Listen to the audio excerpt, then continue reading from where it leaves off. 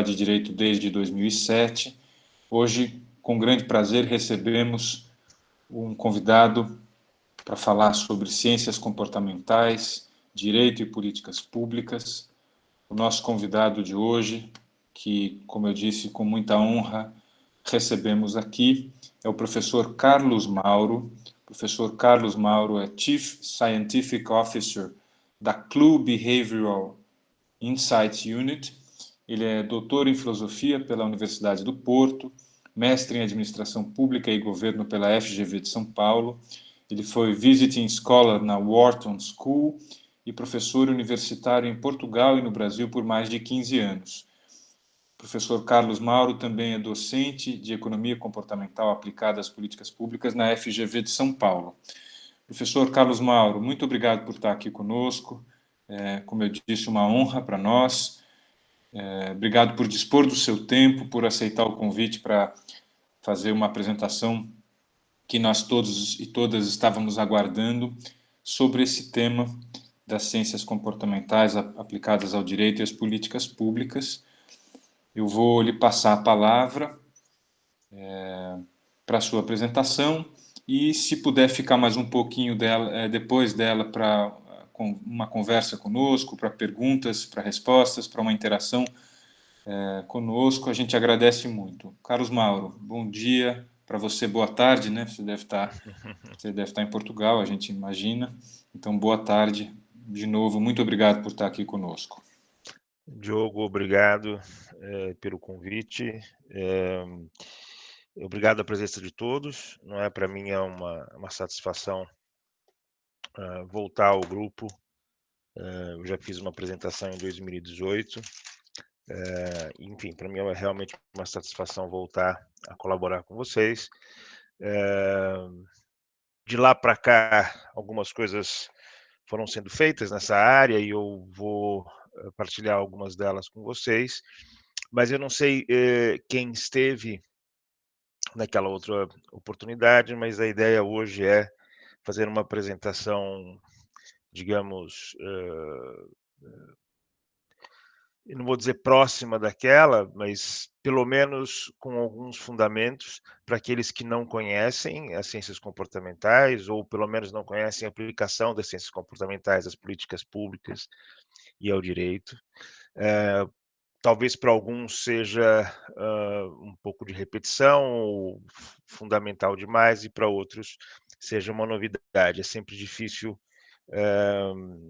acertar exatamente o ponto, mas como a gente vai ter esse diálogo depois, eu vou aproveitar para tirar as dúvidas daqueles que eventualmente tenham ficado com dúvidas essenciais, fundamentais, e posso responder a questões mais complexas daqueles que eventualmente já tenham conhecimento sobre as ciências comportamentais e eventualmente o seu lado mais pop hoje, que é a economia comportamental.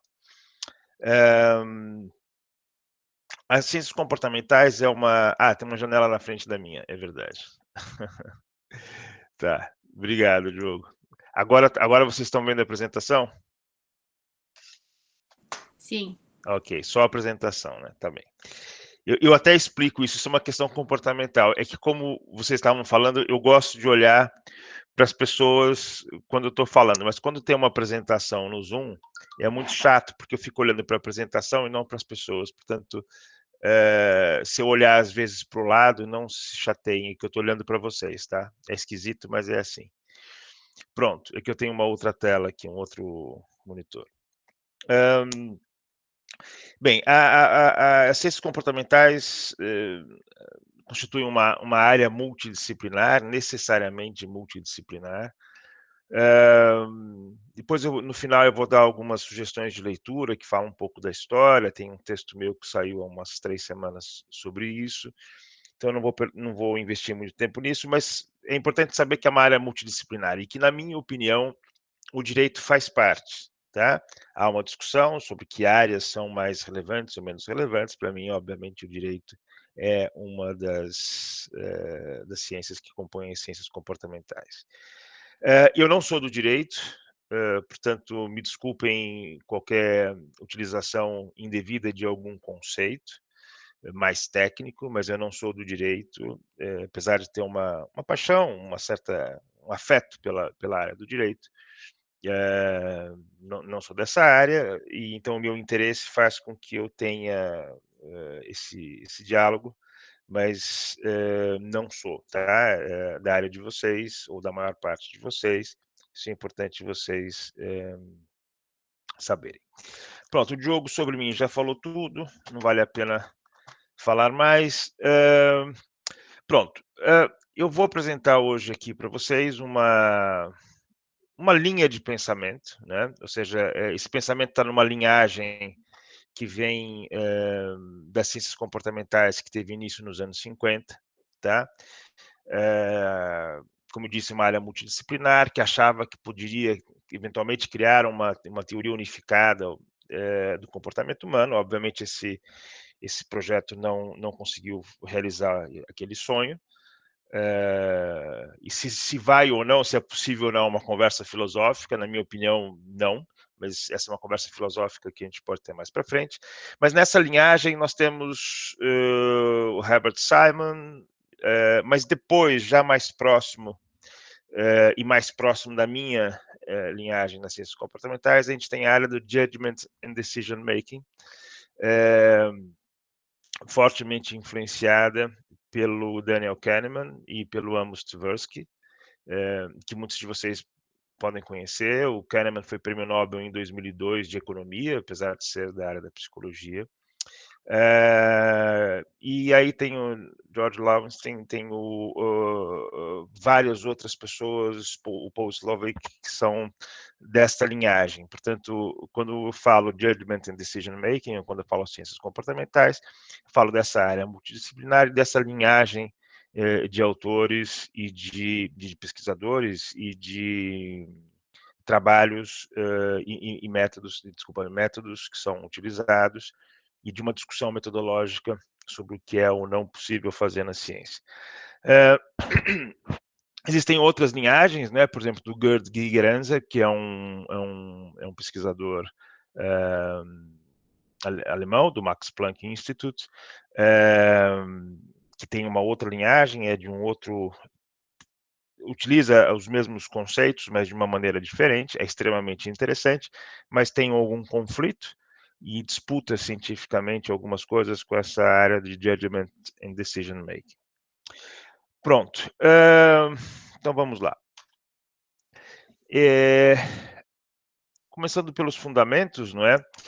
Eu, ao longo do tempo, tenho dado palestras, aulas, enfim, dos últimos 12 anos, sobre questões de racionalidade. Antes disso, eu estava fechado no calabouço acadêmico, mas depois eu comecei a me abrir para falar mais, não é, com as pessoas sobre isso. E eu percebi essa série de pequenas frases aqui são intuições de senso comum sobre como nós tomamos as decisões, né? Claro que hoje essas intuições talvez estejam um pouquinho diferentes, porque já se sabe um pouco mais sobre principalmente a economia comportamental, mas a verdade é que eu fui reunindo essas intuições e tem algumas curiosidades, né? As pessoas normalmente diziam que nós fazemos aquilo que dá o melhor resultado, né? Olha, se eu quero comprar um carro ou uma casa, eu vou comprar aquilo que dá o melhor resultado para mim, né? Me dá prazer, tá dentro das minhas preferências, eu posso comprar, mas principalmente dá o melhor resultado. Também as pessoas diziam, olha, nós tomamos decisões procurando sempre informações suficientes para decidir, né? Depois nós pensamos sobre as opções de escolha. E nós temos as escolhas, temos informações sobre elas, temos um princípio que é fazer aquilo que... ou comprar, ou fazer o que quisermos, com aquilo que nos dá melhor resultado. Depois levamos em consideração os recursos financeiros disponíveis. Portanto, a gente leva em consideração os recursos que temos, especialmente os recursos financeiros, E as nossas decisões são sempre, a nossa decisão é sempre baseada, na verdade tem um S a mais, baseada no que preferimos, em nossos desejos e necessidades. Então, as pessoas colocam aqui essa parte, digamos, mais psicológica, né? Nossos desejos, necessidades, etc. E afinal, né, com tudo isso, nós somos racionais. Essas são a forma folk, a forma de senso comum sobre como nós tomamos decisões, que eu tenho ouvido há muitos anos. Tem, como eu disse, nos últimos 3 anos isso tem mudado um pouquinho, a intuição das pessoas já é um pouco diferente, mas parece que elas respondem claramente pensando em algum modelo, né? E o modelo também é seguido pelos policymakers e executivos de public policy e executivos de empresas, né? Que assumem que nós somos racionais, e aí já formalizam um pouquinho mais, não é bem formalizar, mas usam um outro tipo de linguagem, né? Que nós calculamos a relação custo-benefício do nosso comportamento, então pensamos em custos, pensamos em benefícios. Se os custos são superiores aos benefícios, nós não agimos, se for o contrário, nós agimos. E nós procuramos sempre o máximo de informação relevante, né? Ou seja, sempre no limite que procurar uma unidade a mais de informação não vai causar prejuízos. Portanto, nós procuramos o máximo possível de informação. Nós analisamos as alternativas de acordo com determinadas técnicas, determinados pressupostos, etc. E decidimos baseados em nossa restrição orçamentária. Aí já é a ideia de que existe restrição orçamentária, que nós temos modelos que conseguem prever e, a partir disso, ajudar na análise dessas alternativas, levando em consideração a nossa restrição orçamentária. E depois que nós decidimos fundamentados em nossas preferências e ou necessidades, sejam as pessoas ou as empresas. Portanto, obviamente há uma relação, e isso aqui é uma montagem que eu fiz, claro, não é? Ela bate certo, como se diz em Portugal, exatamente porque essa intuição de senso comum, ela é muito próxima da intuição de policymakers e executivos, tomadores de decisão de empresas, né? Claro que vocês podem pensar, puxa vida, mas eu não penso assim, eu penso mais, eu acho que as emoções contribuem para a nossa tomada de decisão, acho que tem fatores afetivos e outras coisas mais que são relevantes e que não estão aqui. É verdade, hoje em dia as pessoas levam muito mais isso em consideração, mas eu estou falando em termos médios, ou seja, de modo geral, quando as pessoas racionalizam, ou seja, quando elas expõem uma determinada ideia que tem que ser, ou tem de ser racional, né, sobre como elas decidem, isso é o que normalmente aparece, né? Eu faço esse exercício normalmente pedindo para as pessoas dizerem o que elas levam, o que deve ser levado e o que elas levam em consideração. Faço 2 exercícios e esse aqui é uma compilação dos resultados de modo muito, muito informal. Vejam, o que está na base desse raciocínio, dessa mentalidade, digamos assim, eu não vou chamar de ideologia, mas de mentalidade, na minha opinião, é a teoria da escolha racional, né, que é o fundamento comportamental da microeconomia neoclássica, que é a ideia de que nós, enfim, somos racionais, e somos racionais porque somos capazes de ordenar preferências. Então, assim, eu consigo dizer que eu prefiro A a B, B a C, C a D, D a E, e etc. Eu consigo ordenar essas preferências, tenho essa capacidade cognitiva de fazer isso, porque nós temos efetivamente uma escala de preferências pré-definida, né? Isso é muito curioso, que ela vai se formando, mas ela rapidamente se forma, nós temos uma escala que pode ser consultada, como se fosse um programa que a gente coloca lá todas as possibilidades, todas as combinações, e naquela situação o que a gente vai preferir, e isso pode ser consultado a qualquer momento. Depois, que a relação entre as preferências ela é transitiva. O que significa isso? Significa que existem outras questões, outros pressupostos lógicos, mas eu coloquei especialmente esse, porque esse para mim é o mais importante, que é a ideia de que se eu prefiro uma torta de maçã, uma torta de limão, e uma torta de limão, uma torta de chocolate, eu vou necessariamente preferir uma torta de maçã, uma torta de chocolate.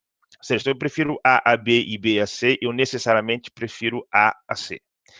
Esse é um pressuposto lógico, só que ele só funciona se for no mesmo instante. Ou seja, só é um pressuposto só é transitivo, só se pode medir a transitividade se for no mesmo instante. Se no mesmo momento eu não preferir A a C, mas preferir C a A, eu estou sendo contraditório.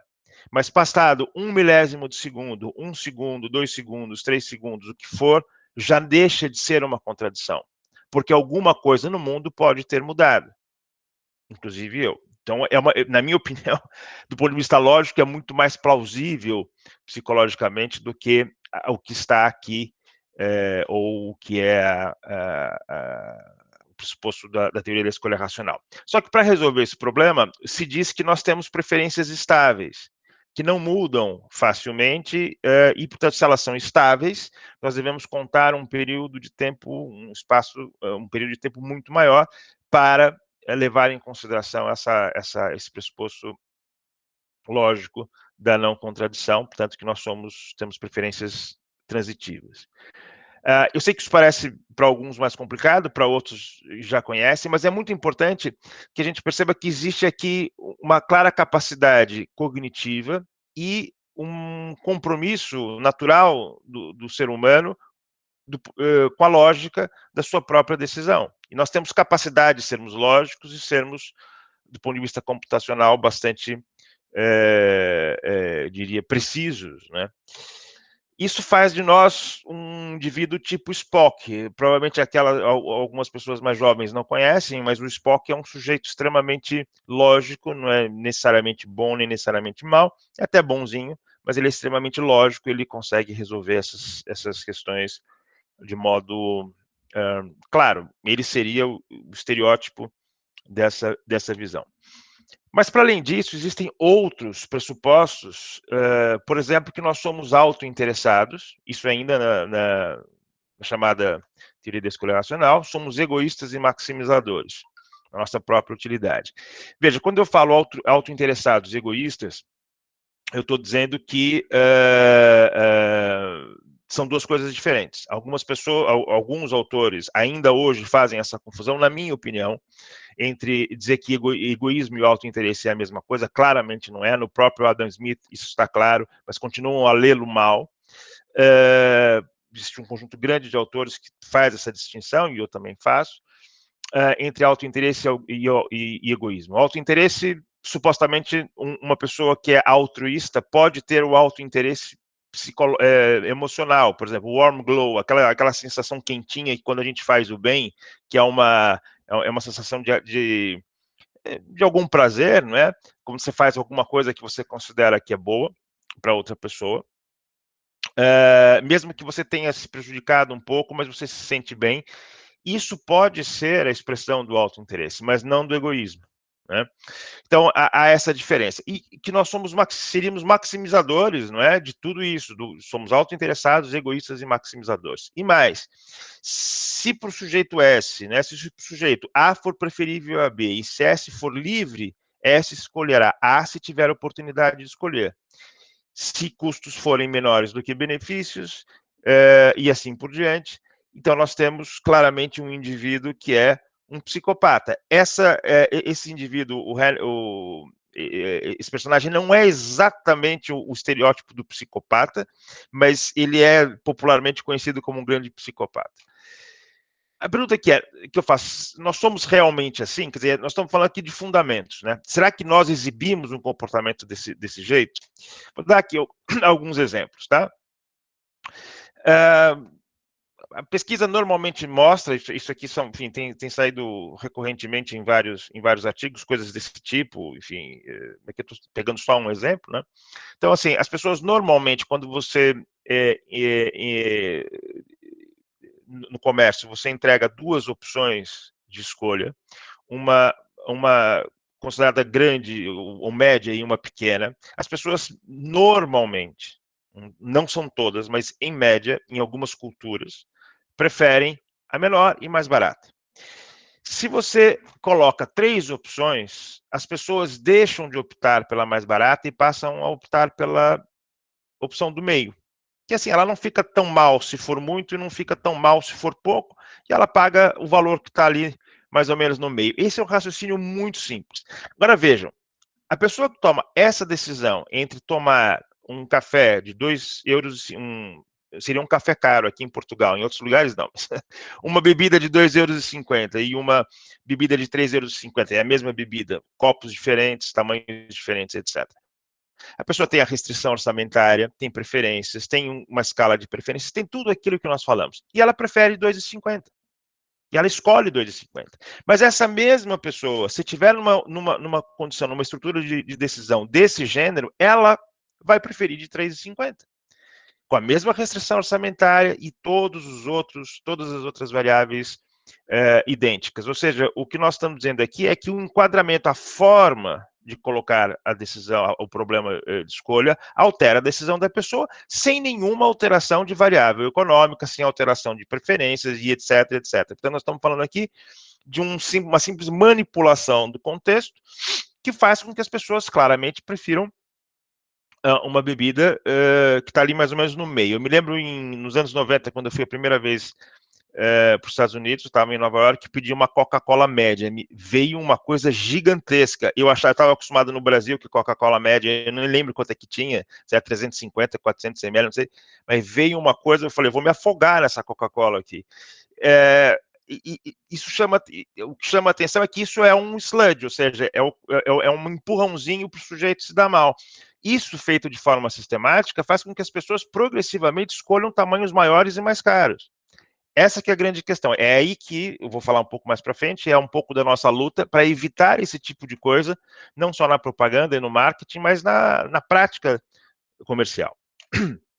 Esse é um outro exemplo curioso. Vamos pensar também naquela questão que eu falei, né? Temos preferências, escala de preferências e tudo mais, como a teoria da escolha racional diz. E aqui é um exemplo para aumentar o consumo de verduras, frutas, enfim, legumes frescos e frutas. O que esse supermercado fez, isso é um estudo experimental, né? O que foi feito foi, nos carrinhos do supermercado, foi colocada uma linha imaginária, né? Quer dizer, uma linha amarela, imaginária no sentido de uma divisão imaginária, mas tinha uma fita que dizia o seguinte, olha, dessa fita para frente deve-se colocar frutas e legumes frescos. No resto do carrinho vocês colocam as outras compras.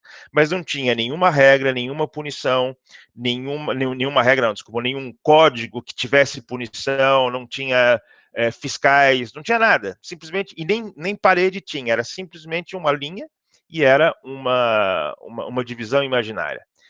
O que aconteceu é que dobrou durante um período de tempo o consumo de frutas e legumes sem diminuir o lucro do supermercado. Porque, claro, você compra batatas fritas ou um chuchu é mais barato, mas as pessoas compraram mais chuchu. Então, isso não diminuiu o lucro do supermercado. Existem várias tentativas de fazer isso para ajudar as pessoas a consumirem produtos que são mais saudáveis. Mas, normalmente, o que se faz é o contrário. Né? Se o supermercado pudesse, colocava, eu não digo em relação aos legumes e frutas, que são normalmente importantes aos supermercados, mas em relação a outros produtos, faria com que as pessoas consumissem produtos que não são necessariamente bons para elas. Então, vejam, um sujeito tem restrição orçamentária, tem preferências, escala de preferências estáveis ao longo do tempo, e ele é influenciado por uma linha imaginária que, de fato, não existe nenhuma forma de punição nem fiscalização. Portanto, as pessoas foram influenciadas sem perceber que estavam sendo nesse sentido. Isso é um exemplo curioso, porque normalmente as pessoas pensam, puxa vida, mas tá bom, mas as pessoas comuns caem nisso, mas os especialistas nunca vão cair, né? Esse é um exemplo que eu trago para vocês, é um exemplo bastante conhecido na área de ciências comportamentais, é um pouco caricato, mas eu acho que é interessante trazer para vocês, exatamente porque ele é caricato. O que se fez foi uma experiência com juízes na Alemanha, com pelo menos entre 5 e 7 anos de experiência, alguns tinham mais, obviamente, outros menos, mas em termos médios. E a experiência era a seguinte, foram formados 2 grupos, os juízes chegavam, aqui eu vou dar eu vou contar uma história que retrata o experimento, mas não foi necessariamente, literalmente assim. Os resultados foram assim, mas os procedimentos são mais rígidos, não é? Mas explicando assim de modo menos chato, menos detalhista.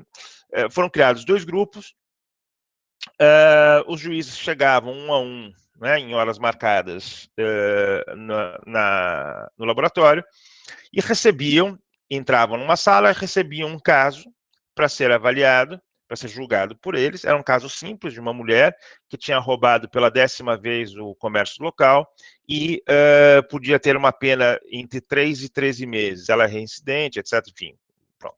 A pena normal seria entre 3 e 13 meses. Então, a pessoa lia o caso, o juiz lia o caso, tomava a decisão dele mentalmente e começava o procedimento. Então, a primeira coisa que fazia era, entrava no computador, e aí a pessoa entrava numa tela e tinha um jogo de dados, né? E aí a pessoa jogava, e num dos grupos saía sempre o número 3.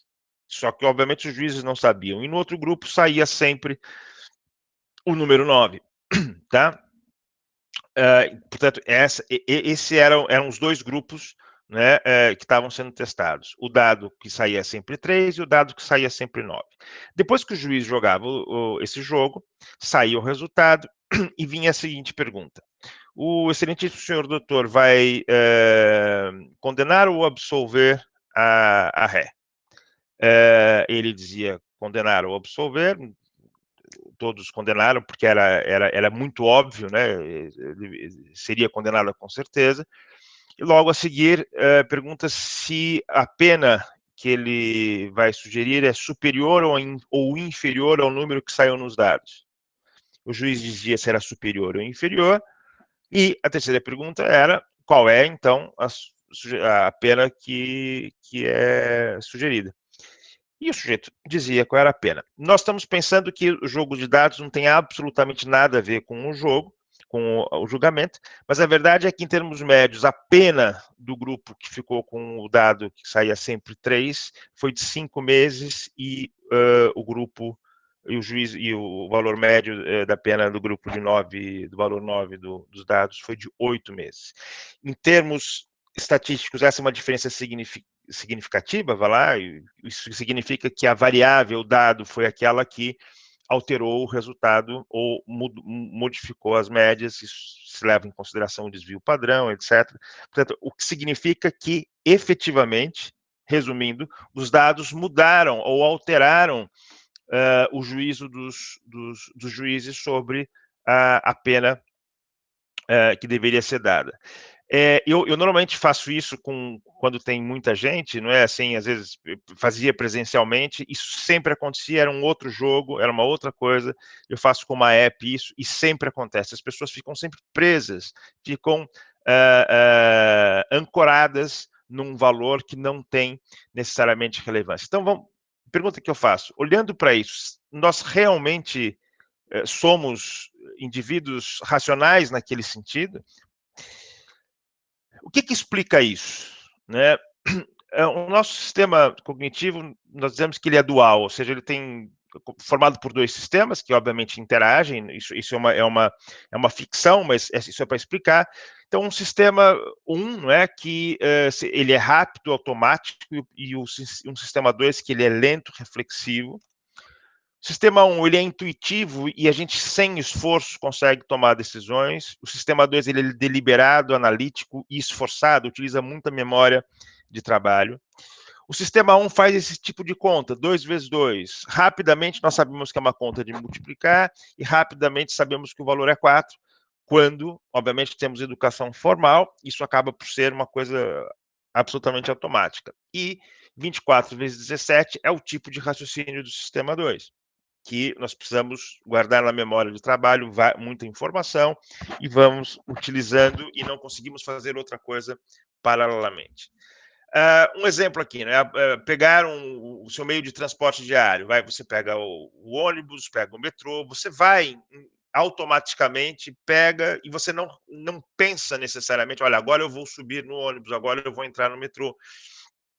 A mesma coisa acontece no sistema 2, só que ao contrário, ou seja, você realiza a ação, como no sistema 1, só que você tem que pensar bastante, tem que refletir, tem que ser mais, a decisão tem que ser mais consciente, tem que ser deliberada, porque você vai planejar uma viagem de vários dias. O que acontece normalmente é que nós achamos que somos só o sistema 2. A teoria da escolha racional, assim, de modo muito informal, nos coloca como sendo só o sistema 2. Tomamos decisões sempre deliberadas, sempre racionais, analíticas, um pensamento reflexivo, e, portanto, nós deliberamos quase sempre dessa maneira. E mesmo numa situação mais complexa, como planejar uma viagem, aqui está planear, mas é planejar, porque em Portugal é planear, o sistema 1 influencia, como nós vamos ver, e bastante. O próprio Daniel Kahneman diz que ele diz isso simbolicamente, mas todo mundo sabe que o sistema 1 realmente é o protagonista da história, não é? O sistema 1 é que é determinante na maior parte das nossas decisões diárias. Pronto, então nós temos de um lado o humano racional, o agente racional, que é aquele que toma decisões ativamente, pondera custos e benefícios, tem preferências estáveis, etc. Para esse indivíduo, o que a gente tem que fazer para mudar o comportamento? Nós temos então que dar mais informação possível, para que ele diminua o custo de procurar por informação. Então damos muita informação e criamos incentivos, porque ele vai reagir a custos e benefícios. Então, damos incentivos positivos, negativos, enfim, e resolvemos a história. É uma forma de mudar comportamento, isso vai funcionar sempre. O humano real, ele não toma decisões ativamente no sentido consciente e deliberativo, né? Aqui tem um erro, mas ele toma decisões ativas, mas não deliberadamente o tempo todo. Toma decisões de forma intuitiva, com pouca atenção consciente.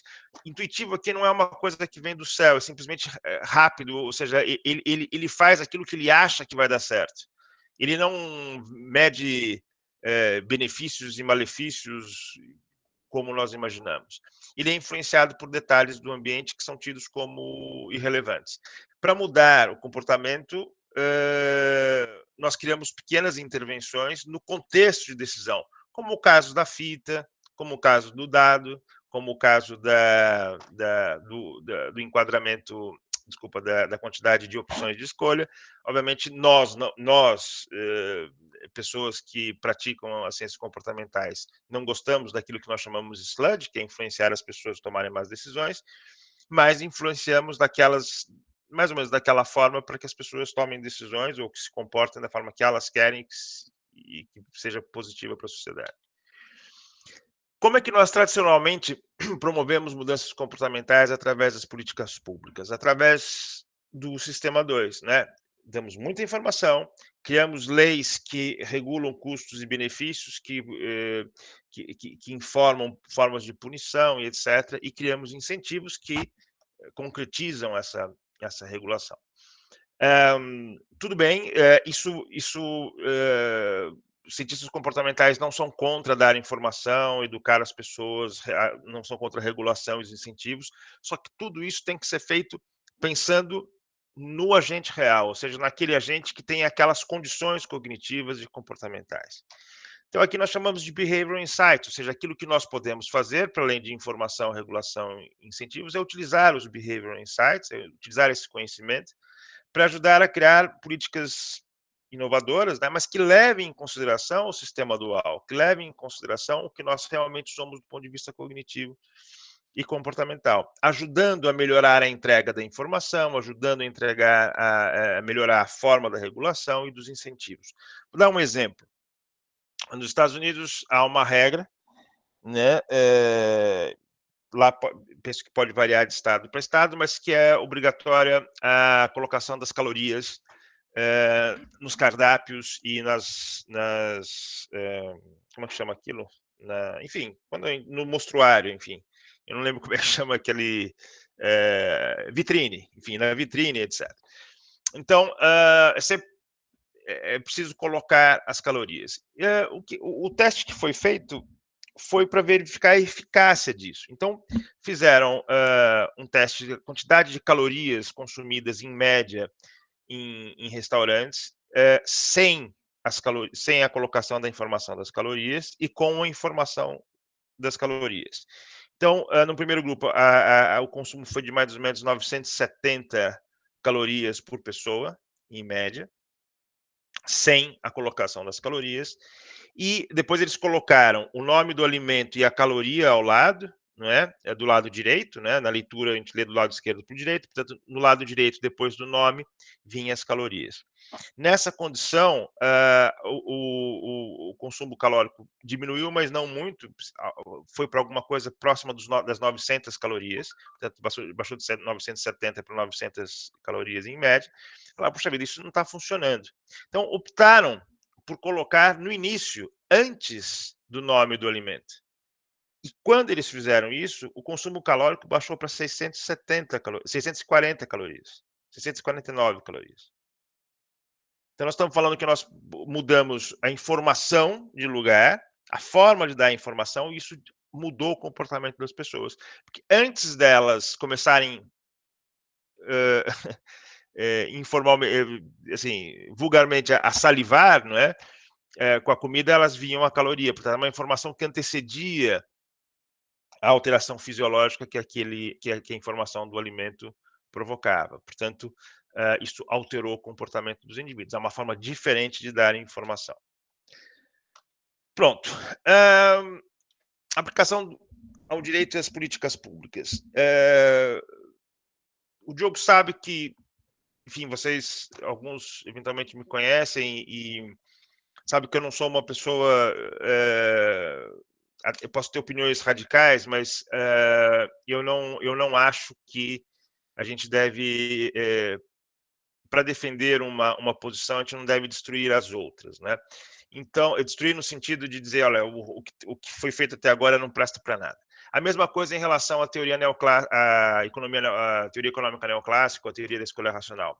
Tem sido extremamente útil, é importante, vai ser importante por muito tempo, mas a verdade é que ela não explica toda a história. E nós, com a economia comportamental, enfim, com a aplicação lato sensu das ciências comportamentais, podemos melhorar muito a aplicação, a realização das políticas públicas. Então, nós temos aqui a mesma coisa com a análise econômica do direito, ou Law and Economics. As críticas que eu faço aqui para aqueles que são dessa área, eu não estou dizendo que essa área, enfim, que não é um conflito extremo, é simplesmente levar em consideração o avanço científico na área comportamental e ter uma linha de investigação que leve isso em consideração, né? Não apenas algumas assunções, né? Uma forma a priorística e pouco informada em termos empíricos experimentais. Então, a análise econômica do direito, a visão que eu adoto, que é de um autor israelense chamada Behavioral Law and Economics, Zamir, é que essa perspectiva utiliza a metodologia econômica, não é? Particularmente a microeconomia e alguns modelos da teoria dos jogos, e para explicar as normas e instituições legais, faz isso para explicar normas e instituições legais existentes. E também avalia normativamente essas normas e instituições sob a ótica da eficiência, que é o padrão utilizado pela economia do bem-estar. Eu não vou entrar muito nisso, é um tema extremamente interessante, mas fica aqui o registro, que é a análise econômica do direito, dependente da forma de análise econômica da teoria neoclássica. Em termos gerais, a análise econômica do direito procura responder a duas questões básicas sobre as normas jurídicas, né? Quais são os efeitos das normas jurídicas sobre o conhecimento, sobre o comportamento dos atores relevantes, né? Dos agentes. Portanto, o que as normas jurídicas fazem sobre o comportamento, e se esses efeitos das normas são socialmente desejáveis. E responde essas perguntas, que são consideradas positivas e normativas. Eu não considero que a primeira pergunta seja positiva, porque eu não considero que a forma de descrever comportamentos, o modelo microeconômico neoclássico é descritivo, mas tudo bem, podemos assumir que é para já positiva e normativa. responde isso a partir da abordagem neoclássica, né, que tem como pressuposto o comportamento dos indivíduos e empresas é racional, como nós vimos, e que a desejabilidade social deve ser avaliada pelo framework, pela estrutura de pensamento da economia do bem-estar, que leva em consideração o conceito de eficiência, que está baseado no utilitarismo. Aqui não vale a pena a gente entrar nisso, mas pode ser bastante interessante futuramente. Na microeconomia neoclássica e na teoria dos jogos, o pressuposto da racionalidade dos agentes, autointeresse e egoísmo existe. As pessoas são maximizadoras racionais de sua própria utilidade, nada mais. Significa que as pessoas não querem saber do bem-estar dos outros, são indiferentes a valores como equidade, justiça, a não ser que sejam valores necessários e instrumentais para maximizar o seu próprio bem-estar. É nesse framework que normas, instituições devem ser criadas. Obviamente existe discussão, alguns vão dizer que não é, essa é uma visão muito radical, mas objetivamente o que eu vejo é isso, se a gente for analisar algumas formas de regulação, e se a gente for também olhar para as empresas, para as organizações, isso está o tempo todo, essa é a base da forma de mudar comportamentos, de controlar comportamentos e de promover determinados comportamentos. Então, é uma pergunta retórica, claro, né? Eu peço desculpas pela pergunta retórica, mas só para dar continuidade, levando em consideração a realidade cognitiva e o real processo de formação de juízo e tomada de decisão do agente, a análise econômica do direito parece estar em xeque, ou seja, parece que tem algum problema, e eu não diria xeque-mate, mas parece que sim, tem um problema e é preciso lidar com isso.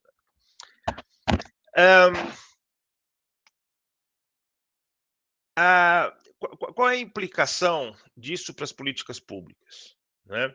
Se nós assumimos que a análise econômica do direito está em xeque, digamos assim, né, ou que essa forma de esse framework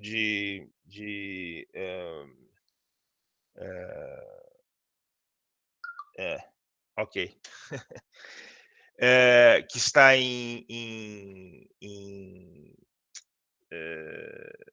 que está em xeque e por acaso é xeque com X e não com CH, tá? Depois eu vou ajustar ali essa porcaria que o corretor fez. É assim, deixa eu só explicar para vocês uma coisa aqui em Portugal. Há no WhatsApp e aqui há umas coisas que assim eu realmente preciso tomar cuidado, porque eu uso o Google, como é que chama aquilo? É o PowerPoint do Google. E ele, como o Word, tem um corretor péssimo. Então, assim, ia falar cheque e vi que, obviamente, isso aqui está mal, é cheque com X, tá? Só para deixar claro.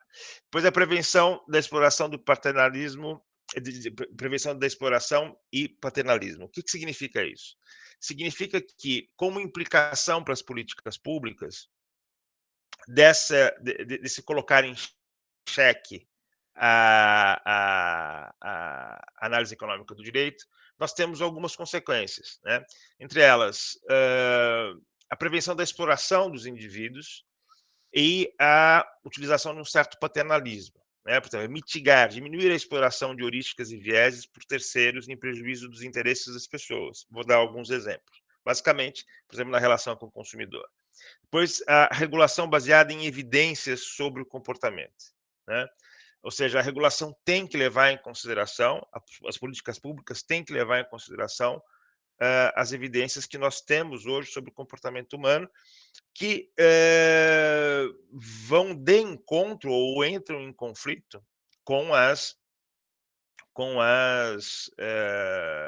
intuições e, digamos, a forma de pensar da teoria da escolha racional. Depois, as implicações institucionais, né? Para os desenhos institucionais dessa fragilidade da análise econômica do direito e da possibilidade de utilização das ciências comportamentais, que é realizar o diagnóstico de vieses de atores legais, juízes, legisladores, promotores, procuradores, advogados, etc. Porque esses indivíduos sofrem são vítimas, entre aspas, mas sofrem vieses, e esses vieses atrapalham o processo de justiça. Nós estamos falando de várias coisas, desde a ordem das provas, a fonte que é utilizada, o tipo de argumento que é utilizado. Se eu souber quais são os vieses que determinados juízes ou ministros do Supremo são mais sensíveis, eu posso manipular, de certa forma, a probabilidade de uma causa minha ter sucesso. Enfim, é preciso criar desenhos institucionais que diminuam a capacidade de manipulação. É que nós, talvez muitos de vocês não saibam, mas existem escritórios já no mundo que utilizam ciências comportamentais para manipular ao máximo, ou seja, para aumentar ao máximo a probabilidade de se ganhar uma causa na justiça.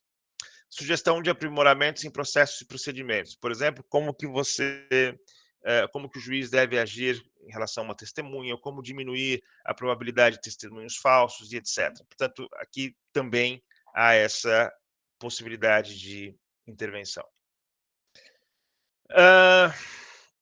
Então, aqui a gente, seguindo aqui o argumento, né, se os viéses cognitivos impedem as pessoas de alcançar seus objetivos, então a lei deverá, obviamente, ajudá-las a contrariar esses enviesamentos ou a neutralizar seus efeitos, né?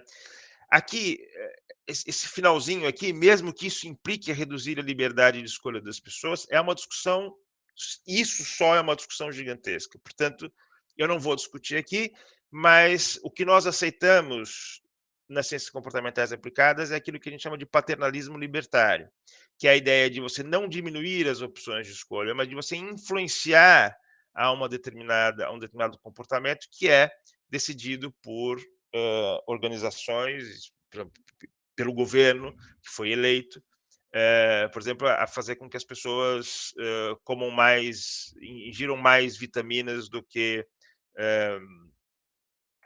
hidrato de carbono numa população que está obesa, por exemplo, né? Enfim, o que os governos fazem, de modo geral, é regular comportamentos e se há legitimidade para isso, portanto, nós aceitamos que o paternalismo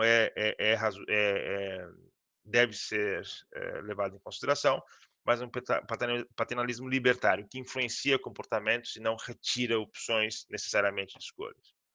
Pois a lei deveria minimizar a exploração desses enviesamento por outros agentes, empresas ou pessoas. Um pouco daquilo que eu já falei. Isso também não significa que os policymakers tenham carta branca, né, para reduzir de forma radical a liberdade das pessoas. Pelo contrário, tem que ser um paternalismo libertário. A investigação comportamental rejeita, isso aqui é muito importante, o argumento epistemológico contra o paternalismo, que é a ideia de que as pessoas sabem sempre o que é melhor para as suas vidas e que elas é que têm que se defender. Esse é um argumento que eu escuto muito da área de marketing, dizendo, olha, as pessoas, elas é que têm que se defender dos truques comerciais, elas têm que se defender se um supermercado utiliza uma tática comportamental para vender, é a obrigação dela. Afinal, o dinheiro é dela, ela é que toma a decisão.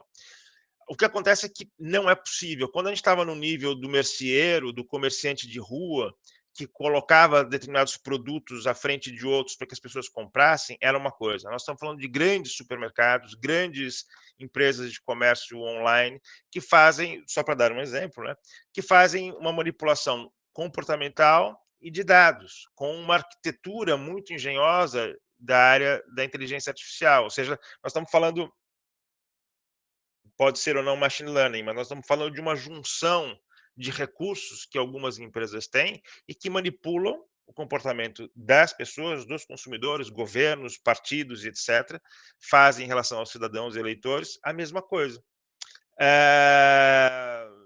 Com recursos com estratégias que não permitem defesa.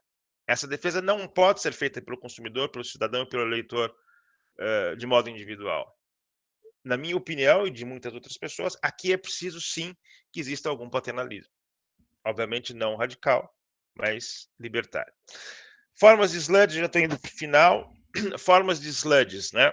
Que são aqueles exemplos, eu vou dar exemplos também aqui bastante rápidos e simples. A gente está vendo aqui, por exemplo, uma imagem, né? Uma sobremesa branquinha, bonitinha, parece saudável, razoavelmente saudável, com morangos, etc.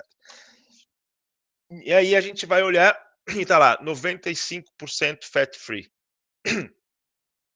Porra, desculpa, muito interessante, né? Caramba, 95% fat free, o negócio é bom mesmo. Só que a gente esquece que ela é 5% fat, né? Então, assim, 5% fat é mais do que leite integral, né? Então, assim, vejam, eu posso chamar a atenção para aquilo que eu quiser. Isso acontece com remédio, acontece com comida, etc. Mas 95% fat free é uma informação enganosa. Não é uma informação, veja, é um formato enganoso. A informação é correta, mas o formato, o enquadramento que é ruim, né? E, portanto, isso nós chamamos de sludge, leva as pessoas a erro. A informação que tinha que estar em evidência é 5% fat, não 95% fat free.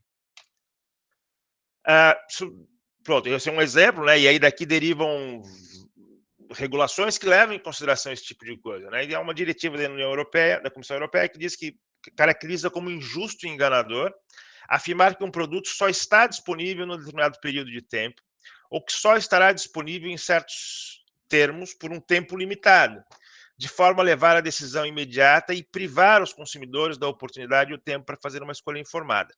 Isso aqui é direcionado para uma coisa chamada arrependimento antecipado. O que é isso? É aquela situação em que o supermercado, por exemplo, diz assim: olha,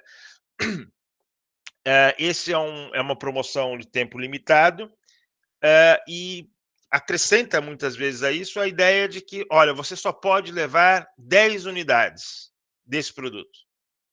A pessoa usa uma unidade por mês daquele produto X, mas o supermercado diz: olha, você só pode levar 10 unidades, porque é uma oportunidade muito boa e tem que dar para todo mundo. Vocês devem saber, devem se lembrar de promoções e coisas desse tipo. Eu acho que no Brasil é comum, eu me lembro, mas talvez seja menos hoje, mas aqui era bastante comum.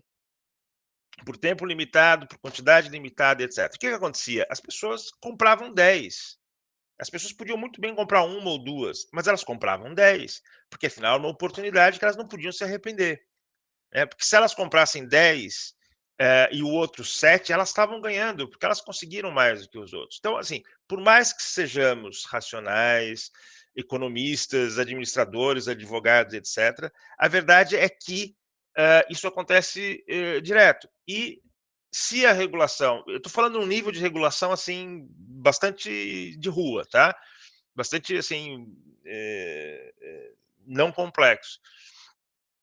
Mas a verdade é que, se não levar em consideração isso, o estrago pode ser muito grande, principalmente com as pessoas mais vulneráveis, né? Que uma pessoa comprar 10 unidades de sabão em pó para lavar roupa, quando ela ganha 300 salários mínimos é uma coisa, quando ela ganha um salário mínimo é outra, né? Então, assim, nós temos algumas questões extremamente relevantes e normalmente as pessoas mais vulneráveis são aquelas que são, por uma questão de disponibilidade cognitiva, não de capacidade, muito pelo contrário, não é isso, mas de disponibilidade cognitiva, são claramente influenciadas.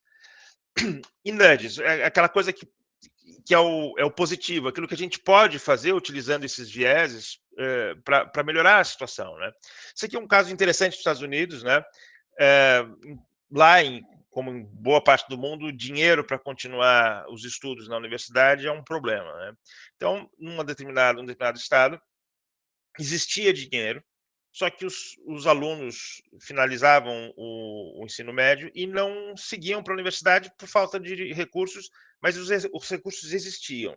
Só que era um processo um pouco difícil, eles ficavam desmotivados, etc. Então, o que se fazia antigamente? Se mandava uma carta e o sujeito dizia, desculpa, a agência dizia: olha, tem esse dinheiro disponível, você pode solicitar, o processo é assim, explicava, etc. E eles falaram: poxa, vamos usar a tecnologia e vamos criar coisas, uma política bastante barata, né? Vamos mandar e-mail encorajando os estudantes. E-mails motivacionais, mas veja, não confundam isso com coach, não confundam isso com coaching, não confundam com autoajuda, não é nada disso, tá? Não é aquele tipo de e-mail, você vai conseguir, é só você pensar positivo, não é nada disso. Simplesmente encorajar, dizer que é possível, que aquele indivíduo consegue fazer aquilo. E eu, nos anos 90, fiz pesquisa muito tempo na periferia de São Paulo, e grande parte dos estudantes de secundário, do ensino médio que eu entrevistava, tinham condições de ir para a universidade, tinham condições enfim, educacionais para ir, e não iam porque achavam que aquilo não era para eles. Então, veja, a política pública tem que levar em consideração esse tipo de coisa. Tem que levar em consideração que essas pessoas são vulneráveis também porque estão nessa situação, do ponto de vista psicológico, mais vulnerável. Então, enfim, enviaram e-mails, da mesma maneira, e-mails para familiares, e fizeram um randomized controlled trial, que na verdade é um teste randomizado e controlado, com 63 mil estudantes e famílias. E o resultado foi esse. O resultado foi o grupo de controle que vocês veem embaixo, com 29%, é o grupo que não se fez nada. Na verdade, se fez aquilo que já se fazia há muitos anos, né? Que era mandar uma carta, uma informação burocrática, administrativa, digamos assim. Quando os estudantes receberam o e-mail, passou o pedido passou para 40%, ou seja, 40% dos estudantes passaram a pedir. E-mail só para os pais, 44%, e para pais e estudantes, 50%. Nós estamos falando um aumento de 29% para 50%, nós estamos falando de 21 pontos percentuais, nós estamos falando de um aumento relativo de 72%, sem nenhuma alteração gigantesca, sem nenhuma alteração do programa, com uma política de baixíssimo custo. Esse é um exemplo, eu vou dar só mais 3 exemplos, e aí eu finalizo e abro para perguntas. Esse é um exemplo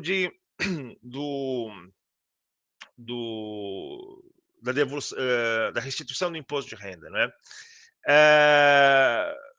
Nos Estados Unidos, em alguns estados, as pessoas têm apps, e quando elas recebem a restituição, na app aparece uma mensagem: olá, olha, você acabou de receber $1.000 de restituição do imposto de renda, qual o percentual disso que você quer salvar, né? Desculpa, que você quer poupar. Aí as pessoas respondiam e aquilo ia para uma conta poupança, mas a pessoa já recebia o dinheiro, já tinha o dinheiro nas mãos. Então, para aumentar, o que os economistas comportamentais pensaram?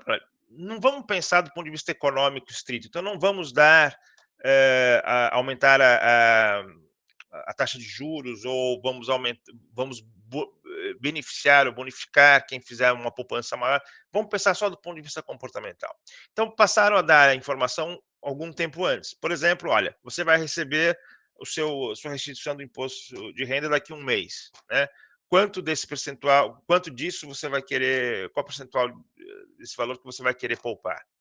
Quando a pessoa pensa para frente, ela não tem o recurso imediatamente, ela tende a ser mais racional, mais deliberativa.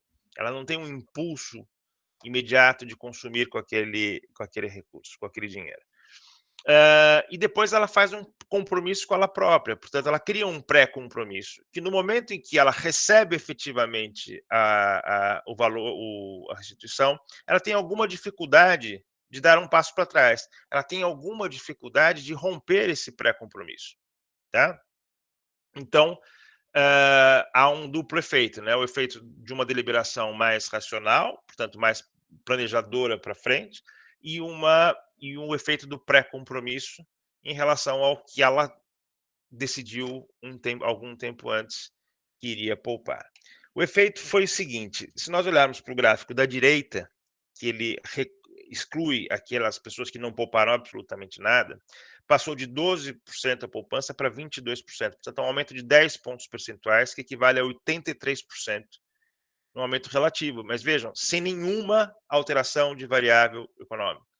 Simplesmente mudando 2 ou 3 palavras numa app e mudando simplesmente o processo, né? Quer dizer, você dava a informação antes, a pessoa recebia depois. Incluindo as pessoas que não pouparam absolutamente nada, ainda teve um aumento de 50%, de 10% para 15%, ou seja, 5 pontos percentuais, mas é 50%. Um efeito desse, sem nenhuma alteração de variável econômica, é brilhante, né? Os economistas, e eu sou economista, portanto, essa é uma das coisas que sempre deu cabo, como se diz aqui, da cabeça dos economistas, é como mudar comportamentos com incentivos. Né? Que tipo de incentivo você tem que dar para mudar o comportamento da pessoa? Nesse caso, teria que ser enorme para ter esse efeito. E não houve nenhuma alteração de incentivo, simplesmente uma alteração do contexto de decisão, do processo de decisão. Vou deixar esses exemplos aqui, eventualmente, para as perguntas, mas eu queria. Deixa eu ver uma coisa aqui, só finalizando. Ok. Quero dar um exemplo sobre reciprocidade e incentivo. Aqui não é incentivo à produtividade, mas é incentivo ao comportamento pró-social. Né? Isso aconteceu em África, isso está publicado pelo Banco Mundial também. O que se queria é que aumentasse a compra de preservativos, né? Aumentasse a compra, que as pessoas usassem preservativos, mas as pessoas tinham que comprar, mesmo que fosse barato. Né? Não era só distribuir, eles queriam que as pessoas comprassem um preço baixo. E aí, o que eles fizeram foi, olha, tem profissionais da área estética, enfim, cabeleireiros, né, em todo o país, que fazem um trabalho, mesmo que seja mais informal, na própria casa, etc., elas podem receber esses preservativos e sem agentes de venda.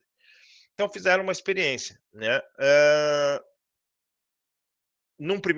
Formaram 4 grupos. No primeiro grupo, essas mulheres recebiam, esses profissionais recebiam os preservativos e vendiam, mas não tinham nenhum benefício com isso, não tinham nenhuma recompensa por isso, nenhuma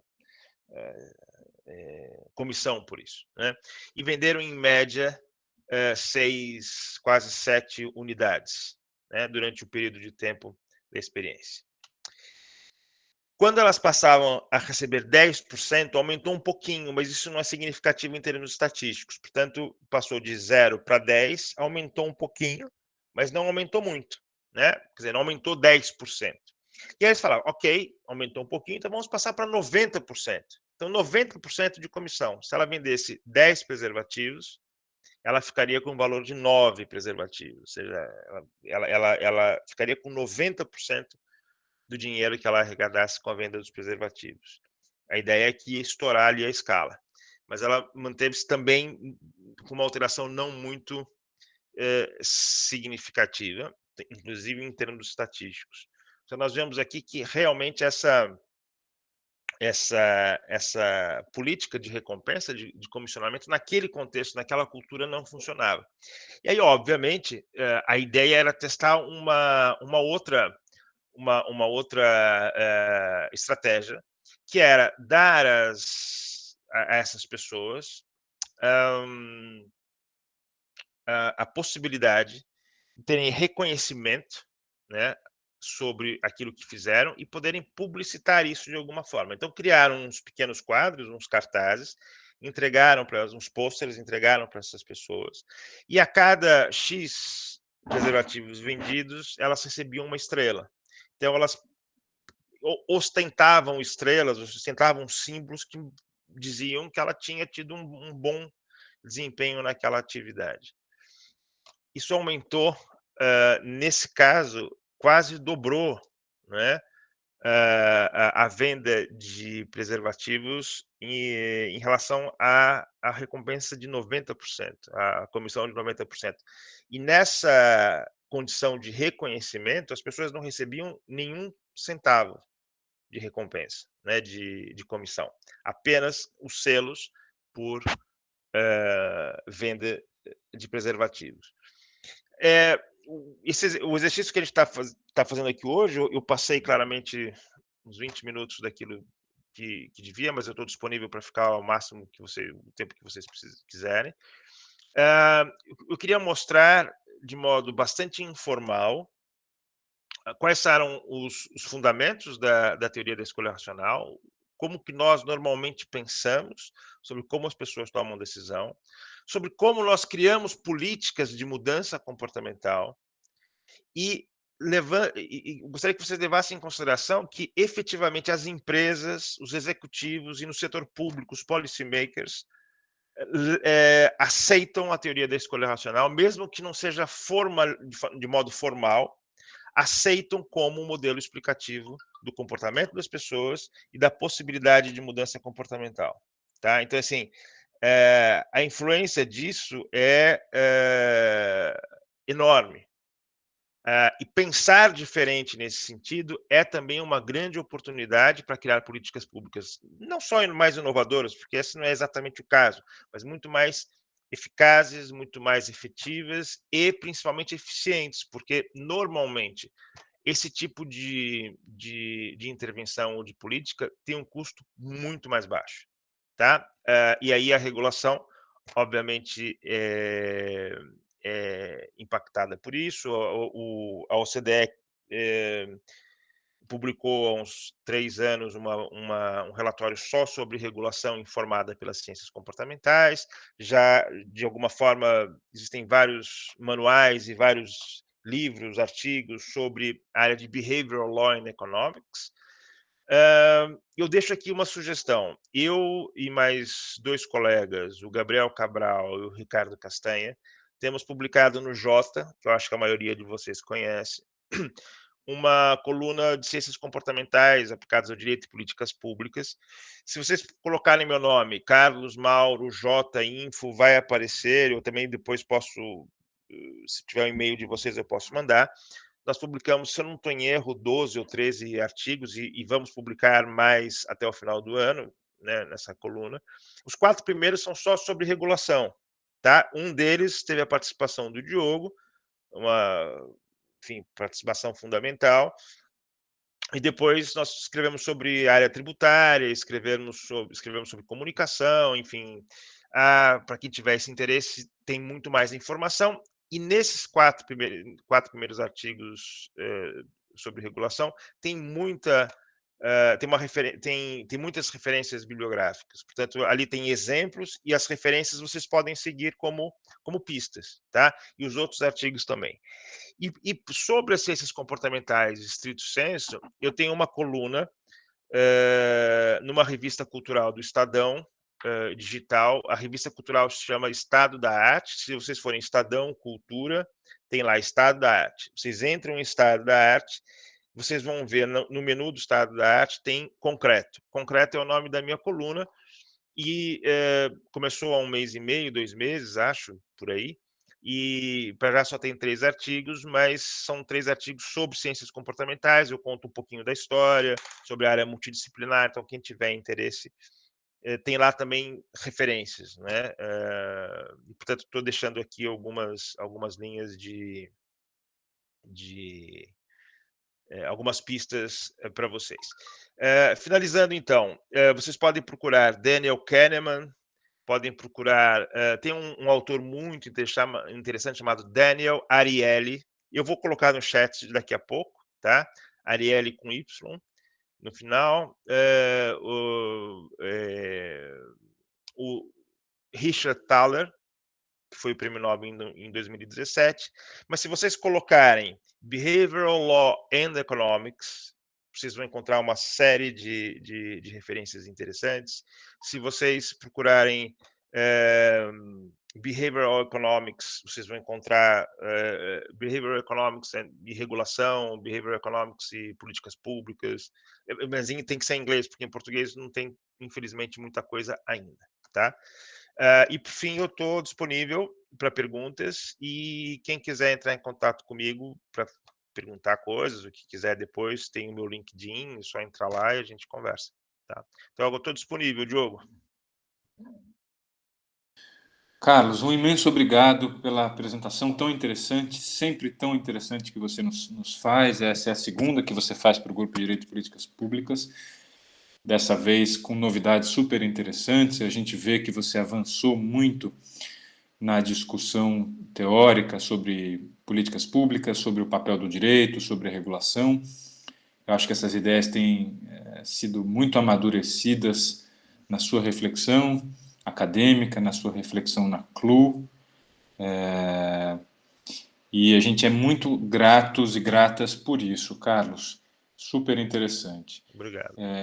Outra coisa que eu acho que, se você não se incomodaria, eu queria contar para as pessoas é que, em breve, o Carlos vai participar da vida acadêmica da nossa faculdade, porque nós pretendemos oferecer juntos uma disciplina de graduação optativa, justamente com esse nome, Ciências Comportamentais Aplicadas ao Direito e às Políticas Públicas. Essa disciplina já está em fase de cadastramento na Faculdade de Direito da USP, e em breve a gente pretende também cadastrar uma disciplina de pós-graduação com o mesmo nome ou com um nome parecido, e ministrar tanto uma quanto a outra juntos na São Francisco, para que a gente possa discutir mais esses aspectos e aprofundar essa agenda no sentido de tentar explorar um pouco mais que implicações as ciências comportamentais podem ter no campo do direito,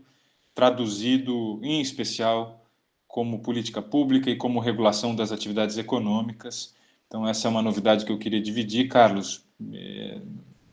Comentei aqui, a gente ainda não formalizou, a disciplina não está carimbada ainda, mas ela já foi submetida ao crivo da comissão de graduação e em breve ao crivo da comissão de pós-graduação da faculdade. Enfim, era só para mencionar isso e agradecê-lo. Eu também, já que você Diga disse, lá. já que você falou sobre isso, Jogo, para mim um grande prazer dar essas disciplinas contigo e eventualmente fazer pesquisa com os teus alunos, e, enfim, futuros alunos nossos. A gente precisa desenvolver essa área no Brasil de forma correta. Tem muitas formas de utilizar esse conhecimento que muitas formas não muito positivas, né? Então é preciso tomar cuidado, e a gente eu acho que está numa linha muito boa, e dizer a todos que para mim é obviamente uma honra e um prazer estar no contexto da São Francisco, mas especialmente junto com o Diogo e com o grupo dele. Muito obrigado, Carlos, pelas palavras gentis sempre. Pessoal, vamos abrir aqui, pelo menos por uns minutinhos, para perguntas que podem ser feitas através do microfone ou através do chat, preferencialmente oralmente, né, para ficar um pouco mais dinâmico. Quem quiser falar alguma coisa, por favor, fique à vontade. Se o Carlos tiver aí mais uns 15 minutos, a gente pelo menos faz uma rodada de bate-papo. Por favor, fiquem à vontade.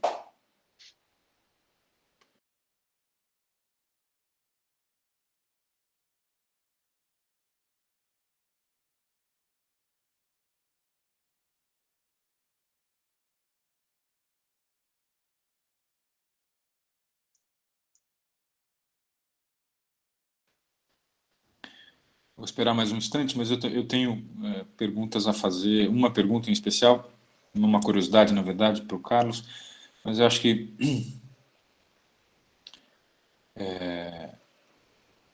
talvez as pessoas estejam um pouquinho tímidas, né? Porque esse tipo de manifestação no ambiente virtual é mais difícil. Eu já estou acostumado com isso. Às vezes ou é uma confusão porque todo mundo fala ao mesmo tempo, ou então existem contextos que são mais, as pessoas ficam mais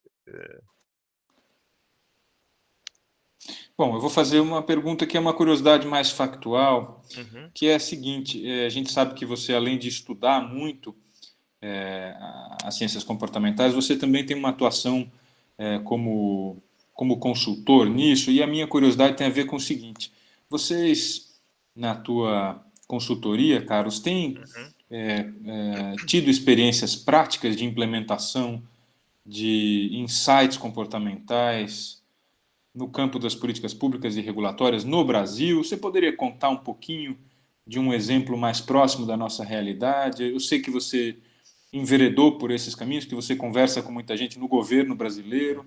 Se você pudesse falar só mais um pouquinho sobre isso, Tá bom, seria muito perfeito. interessante. A gente pode só contar rapidinho, desculpa te interromper. Imagina. A gente tentou, o Carlos e eu, fazer um evento sobre ciências comportamentais na faculdade um pouquinho antes da pandemia se transformar na quarentena. Foi em março, a gente teve até que cancelar, né, Carlos? Mas a gente já estava em contato, inclusive, com a Prefeitura de São Paulo, que criou uma unidade chamada 011, não é isso? E 011 Lab, é isso, é isso. para pensar em insights e incentivos e nudges, etc. Enfim, eu sei que aquela conversa não foi adiante por causa da pandemia, mas eu sei que você falou com outras prefeituras ou outras Uhum. instâncias federais. Se você pudesse contar um pouquinho, eu gostaria Claro, muito de claro. ouvir, Tá bom, porque as Diogo. pessoas vão gostar de ouvir também. Tá bom, perfeito.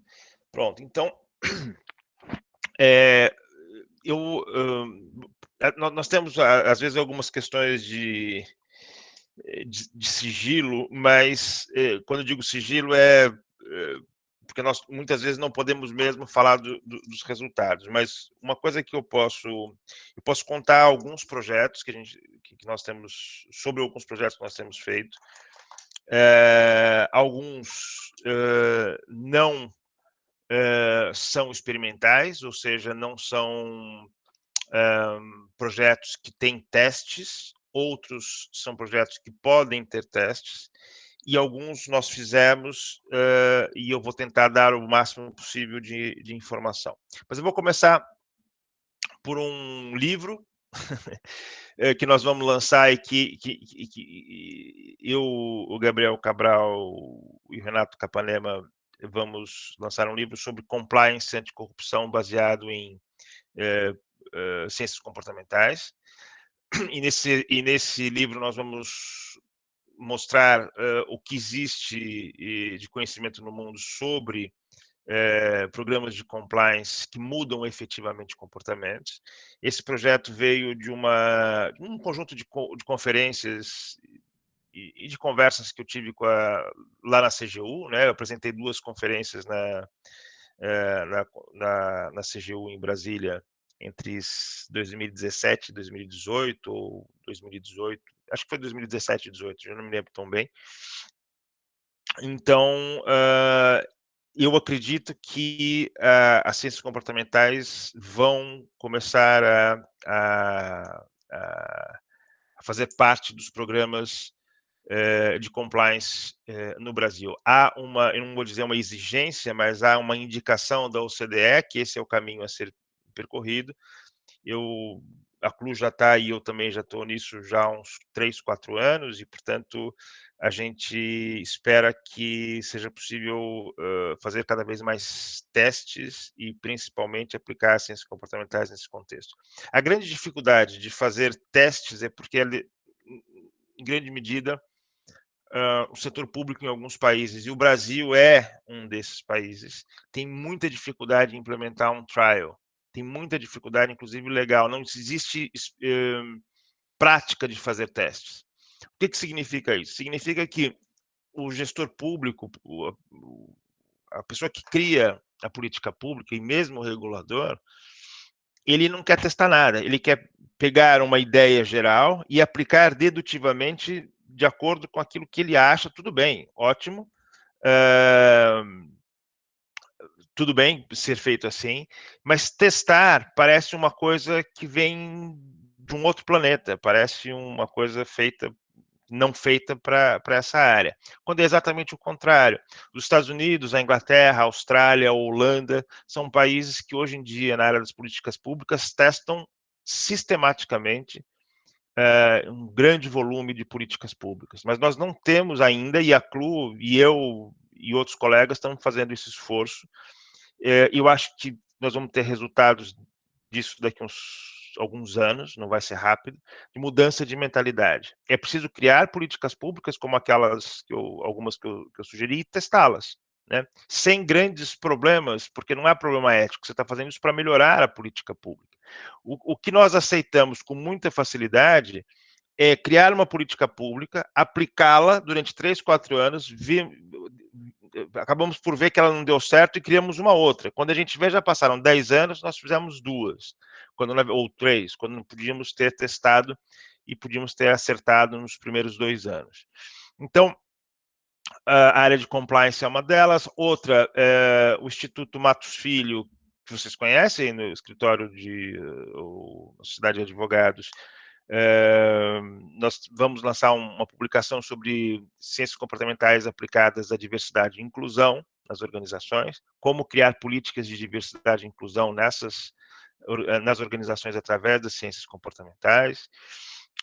Nós tivemos um projeto que, na área de segurança no trabalho, né, agora para falar um pouquinho das organizações, na área de segurança do trabalho, conseguimos um resultado extremamente interessante. O plano de ação que foi concebido a partir do nosso diagnóstico produziu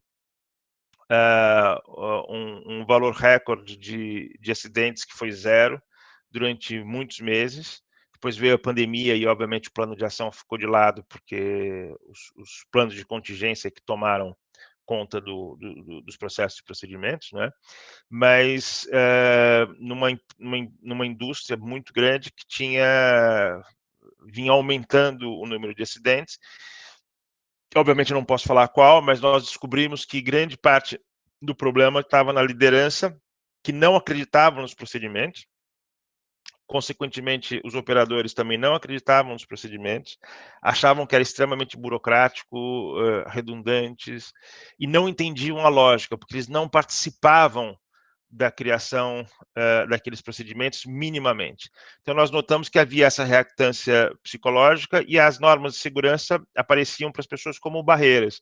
Então, a alteração da visão sobre o que eram as normas de segurança, para que elas fossem internalizadas e utilizadas de modo automático, foi o nosso trabalho, e esse plano de ação criado promoveu essa alteração. Mas veja, é uma coisa importante, eu pessoalmente, quer dizer, só pode ser pessoalmente, né? Eu não sei absolutamente nada sobre segurança no trabalho, 0. Tá? A única coisa que eu sei é que o extintor tem que estar na validade quando ele está ali na escada. É a única coisa que eu sei, o resto não sei mais nada. A minha equipe também foi aprendendo um pouco, mas também nenhum de nós é especialista. Mas nós queríamos entender por que aquela indústria investiu milhões em informação, em capacitação, e milhões em equipamentos, e o comportamento das pessoas se mantinha, milhões em equipamentos, e o comportamento das pessoas se mantinha igual, aumentando, inclusive, o número de acidentes nos últimos anos, por mais dinheiro que gastasse. A questão era claramente comportamental e tinha a ver com a percepção das pessoas sobre o processo. O engajamento, a falta de engajamento vinha daí.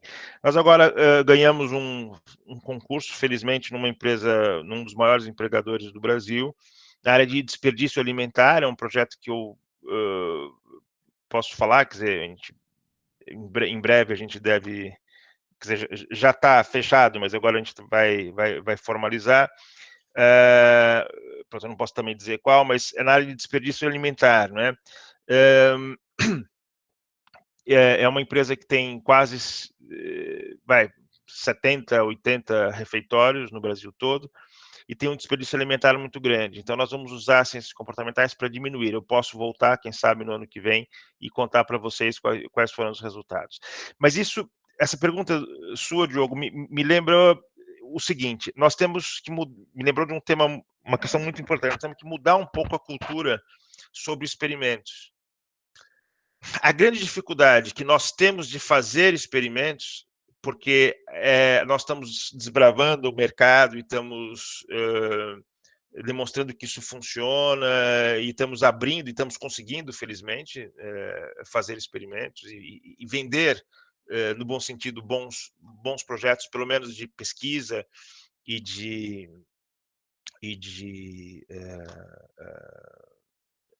conteúdo. É que, para além das empresas e do setor público não ter experiência com um método experimental, tem medo, de certa forma, e nós temos dificuldade em divulgar os dados. Parece uma coisa bizarra. Nós fizemos um projeto financiado pelo Banco Mundial na Jamaica, e a gente não pode falar nada. Porque o pessoal lá da Jamaica não deixa. É a mesma coisa no Brasil, em alguns projetos, em Portugal, a mesma coisa. Então, em algumas culturas, é essa dificuldade. A gente tem que poder mostrar o resultado para as pessoas ficarem informadas. Parece que só a universidade é que pode divulgar os dados quando faz pesquisa. Nós, a CLU, quer divulgar os resultados de todas as pesquisas que faz. Então, nós temos, só para te dar um exemplo, nós temos fizemos um convênio, tipo de um laboratório com a Unicamp, na área de compliance sanitário e investigação sobre trabalho remoto, enfim.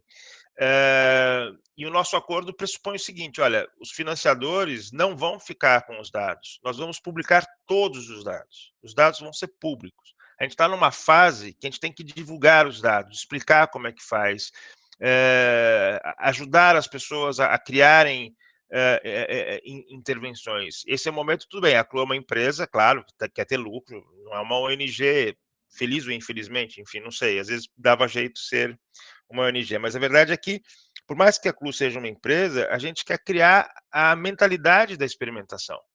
Experimentação não é tentativa e erro, tá? Eu queria que vocês entendessem isso. Não é tentativa e erro mesmo. Tentativa e erro é fazer alguma coisa que você acha que vai dar certo, não deu, tenta outra, e assim vai. Nós usamos o conhecimento científico para dedutivamente produzir boas intervenções, na verdade que são hipóteses, e testamos essas hipóteses. A probabilidade de uma intervenção dar certo é grande, mas não é 100%. Por isso que a gente tem que testar. Estados Unidos, Holanda, Inglaterra, Austrália, Nova Zelândia, entre alguns outros países, já tem conhecimento normativo sobre o que funciona. Quando eu digo conhecimento normativo, já sabe, já tem dados normativos, já sabe o que funciona mais ou menos naquela cultura. Infelizmente, no Brasil, nós estamos 20 passos atrás. Em Portugal, nós estamos 20 passos atrás. Em alguns países, nós estamos 40 passos atrás. Ou seja, nós não sabemos o que realmente funciona ainda nesses contextos.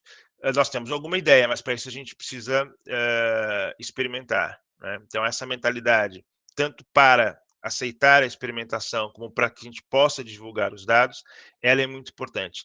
Só finalizando, isso já melhorou um pouco, tá? Eu estou há muito tempo tentando fazer isso, isso já começou a melhorar, em grande medida porque a equipe da CLU e de outras organizações têm tentado, têm explicado isso para o setor público e para as empresas, mas a gente tem um longo caminho ainda para isso. Por isso que a pesquisa que vocês, estudantes ou não estudantes, possam fazer no âmbito, no contexto acadêmico, são extremamente importantes. Porque é mais fácil, muitas vezes, para um estudante fazer uma pesquisa e receber apoio do setor público, não digo recursos, mas possibilidade de fazer um experimento no setor público e depois divulgar isso. Porque se a CLU é contratada, muitas vezes ela tem dificuldade, ou outras empresas, em partilhar esses dados. Portanto, teses, dissertações e artigos científicos são extremamente bem-vindos. A gente está no comecinho do processo. Diogo, desculpa se eu não respondi exatamente, mas esses constrangimentos... Carlos, você respondeu, você deu um monte de exemplos de trabalhos muito legais que vocês estão fazendo, muito interessantes mesmo. Obrigado, muito legal saber dessa agenda, mesmo que várias dessas ações tenham sigilo profissional, já deu para ter uma ótima ideia. Então, olha, tem aqui duas perguntas no chat, Carlos, uma da Carolina Saito da Costa e uma do Fábio Capucho. Se você puder dar uma olhadinha, ou se a Carolina e o Fábio quiserem falar, ajuda. Okay.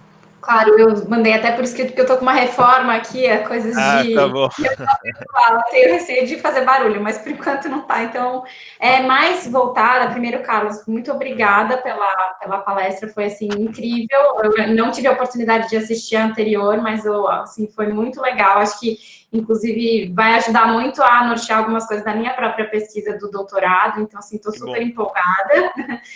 E o que eu escrevi ali é mais que a minha atuação, tanto acadêmica quanto profissional, sempre foi voltada no direito da concorrência. E a Autoridade de Defesa da Concorrência, usa muitos testes para analisar tanto condutas quanto atos de concentração, muito baseado na ideia da escolha racional e na teoria neoclássica. Então, assim, a gente tem discutido muito a questão de economia comportamental, mas eu pessoalmente vejo muita resistência por não se ter tão claro como que seria objetivamente que a gente poderia usar tudo isso nas ferramentas que hoje em dia a gente já tem nos testes. Então, eu queria saber se você tem alguma opinião ou indicação de como isso poderia ser utilizado, e se tem como ter algo mais objetivo, ou exatamente por ser talvez tão comportamental, não teria como ser tão claro para poder utilizar no dia a dia no teste, por exemplo, de uma autoridade de defesa da concorrência. É mais nesse sentido. Ok. Uma pergunta super interessante. Eu vou tentar te responder, mas eu talvez tenha que fazer algumas perguntas, tá? Então, é assim, quando você diz que testes já são feitos, você pode me dar um exemplo de um teste, ou que tipo de teste, melhor, que tipo de teste é feito? Claro, então, por exemplo, quando a gente está falando de uma análise de uma operação, principalmente aqui no Brasil, então vou usar o exemplo brasileiro. O CAD ele passa por algumas fases de análise. Então, primeiro ele vai entender qual que é o mercado que é afetado. Então, para isso a gente usa a ideia dos substitutos, tudo isso. E a próxima etapa, definindo o mercado relevante, tanto do produto quanto do geográfico, vai ser se as empresas elas têm um poder de mercado. Então, para isso, a gente usa normalmente o teste do monopolista hipotético. Só que para tudo isso, pelo menos na minha opinião, a gente tem por trás as ideias neoclássicas de o que são as escolhas, por que o consumidor vai entender aquele produto como substituto ou não, por que a empresa teria o poder dentro daquele mercado, ou até algumas outras questões relacionadas às escolhas, e por que então, no teste do monopolista hipotético, quando eu aumento X reais no produto, o consumidor vai ou não optar por uma outra escolha. Então, a gente tem muito, os testes, assim, acabam sendo objetivos, mas não necessariamente a gente reflete a realidade, até acho que por isso que a gente tem muito essa discussão sobre como poderia usar o comportamental. Perfeito. É assim, os exemplos que você deu são, na verdade, não são testes empíricos, podem ser informados por dados, novamente, empíricos, mas não são testes empíricos, podem ser até simulações, né? Com pressupostos lógicos e pressupostos comportamentais, e como você bem disse, com a teoria da escolha racional na base, né? Quando alguns testes são feitos com modelos, por exemplo, da teoria dos jogos, você assume que as pessoas são racionais. Eu já fiz vários jogos, já criei experimentos com teoria dos jogos experimental, mostrando que realmente as pessoas não são racionais. Portanto, mesmo nós chamamos de teoria dos jogos ou jogos experimentais, né? Como é o caso do jogo do ditador, em que a ideia é sempre mostrar que as pessoas não são 100% racionais nas suas decisões. Então, o que acontece? Quando você cria testes que não são controlados, ou seja, você não tem um grupo de controle, que você não faz nada, e um grupo experimental que você altera efetivamente alguma coisa na regulação ou no contexto de decisão, você tem um conjunto de pressupostos e faz simulações com esse conjunto de pressupostos. Algumas vezes isso vai dar certo, outras vezes não vai dar certo. Vai depender de coisas que eu sei que algumas pessoas podem não gostar disso que eu vou falar, mas depende, não é de sorte, mas depende muito do contexto, depende do mercado, depende da maturidade do mercado, depende de uma porção de coisas que as pessoas não sabem dizer por que funciona em alguns casos e não funciona em outros. Então, assim, esses pressupostos sobre o comportamento das pessoas são bastante pouco plausíveis, são muito pouco razoáveis do ponto de vista psicológico. Quando nós falamos de empresas, e aqui é uma questão um pouco uma armadilha, eu não considero que empresa é um agente comparável a um indivíduo, tá? É a minha perspectiva, assim como outras pessoas têm a mesma perspectiva, existe um outro conjunto de pessoas que pensa diferente disso, que acredita que as empresas são agentes econômicos como são as pessoas, portanto tem vieses, vieses da mesma maneira, etc. Eu não dou à empresa essa capacidade de agência que tem o indivíduo. As empresas tomam decisões por vezes mais ou menos deliberativas, mas nós não conseguimos saber exatamente se existem vieses empresariais, né? As pessoas que estão nas empresas é que têm vieses, e a governança, a forma de tomar a decisão é que vai definir se ela vai ser mais ou menos racional, como o modelo diz. Então, se eu tenho uma empresa, um mercado que tem empresas familiares que tem um indivíduo que toma sempre as decisões, tem mercados que são assim, né? Aí eu posso dizer, olha, esse mercado vai se aproximar provavelmente muito mais a simulação tem que ser feita muito mais quando você, imaginando que o indivíduo que essa empresa é quase como um indivíduo, né, que vai exibir certos vieses. Agora, se você faz isso em relação a bancos, por exemplo, eu tenho minhas dúvidas, tá? Eu não estou falando nenhum caso concreto, tá? Os bancos têm modelos específicos, têm forma de tomada de decisão, têm uma governança completamente diferente. O que eu tenho que fazer como regulador é olhar para os modelos de decisão que eles utilizam, porque eu sei qual vai ser o output. Eles vão colocar um monte de inputs no modelo e vai sair um output que é tomada de decisão. Então, se eu olhar para isso, eu vou ser um bom regulador e vou dizer o seguinte, olha, eles vão pensar assim, porque eles usam sistemas, teorias, métodos, enfim, e ter uma mentalidade específica para tomar certas decisões. Agora, se é um mercado, por exemplo, de cafés, bares, restaurantes, etc., ou se é de pequenas e médias empresas, numa área que é bastante familiar, provavelmente o tipo de decisão vai ser diferente. Então, assim, tentando responder a sua pergunta, eu tinha que problematizar a questão, mas tentando responder, é assim, sem falar de um caso concreto, fica difícil imaginar uma possibilidade de experimento. Mas, número 1, não dá para fazer experimento em todos os casos. Isso é uma coisa muito importante para se perceber. Tá? Do ponto de vista logístico e do ponto de vista ético, muitas vezes não é possível fazer um experimento. Então, aí, os métodos tradicionais é aquilo que são, enfim, é o conjunto de coisas que nós temos para tomar decisão, né? Então, é a partir daí que a gente vai ter que tomar essa decisão e criar a regulação. Muitas vezes é possível fazer o experimento, mas as pessoas têm medo, né? Então, assim, aqui vou ter que te explicar uma coisa, Carolina, rápida. Quando você cria um teste, você tem que pensar qual vai ser a unidade que vai ser medida.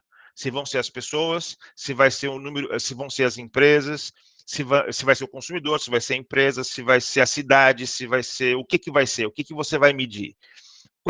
Se for um indivíduo, você vai precisar de um número X de indivíduos de um lado, um grupo de controle e um número X de indivíduos do outro lado. A mesma coisa com empresas, a mesma coisa com cidades e assim por diante. Senão você não tem um experimento bem feito. Agora, você imagina fazer um experimento com cidades, tendo 70 cidades de um lado e 70 cidades do outro, distribuídas aleatoriamente entre as condições e feito todo o estudo para saber se são equilibradas, minimamente equilibradas as cidades do ponto de vista socioeconômico e demográfico. Pronto. Feito tudo isso, você consegue implementar um experimento e medir a resposta, medir o resultado. Você fez todo esse esforço, essa informação ela é muito valiosa, ela vai ficar. Você não vai conseguir fazer 1000 desses experimentos num ano, né? Mas se você conseguir fazer tem que publicar, porque a pessoa tem que saber essa informação. Só que o esforço logístico é muito grande. Por isso que esse esforço precisa ter como substrato uma mentalidade de que é bom experimentar, que é importante experimentar, que é importante a gente criar conhecimento sobre o comportamento do brasileiro, sobre o comportamento das empresas brasileiras, sobre como elas reagem a determinados estímulos. Não com modelos analíticos ou modelos a priorísticos, que é o sujeito é racional, eu ponho 5 inputs aqui e eu faço uma simulação. Isso é mais do mesmo, entende, Carolina? Agora, não é jogar fora isso. Isso não é para jogar fora, porque muitas vezes não é possível fazer um experimento. Então, assim, então, vamos lá. Se você quer fazer um experimento, ou quer propor um experimento, a primeira coisa que você deve fazer, conhecer, saber o que é um Randomized Controlled Trial, ou seja, um teste controlado e aleatorizado. Como é que você faz para distribuir as unidades aleatoriamente entre os grupos? Quais são os tipos de design experimental que existem, tá? Os tipos, tem vários formatos, vários tipos, e tentar criar condições logísticas para que esse RCT ocorra. E, por fim, na minha opinião, mais importante, tentar perceber se é ético fazer esse experimento. Ou seja, se algumas pessoas vão perder e outras vão ganhar, e se isso vai criar injustiça. Se as pessoas permanecerem, pelo menos com as condições iguais às anteriores, tudo bem, porque você está só testando, né? Se alguma parte vai melhorar, você não está piorando a vida dos outros, né? Então, dadas essas condições, você vai ter que convencer o setor público de fazer isso, né?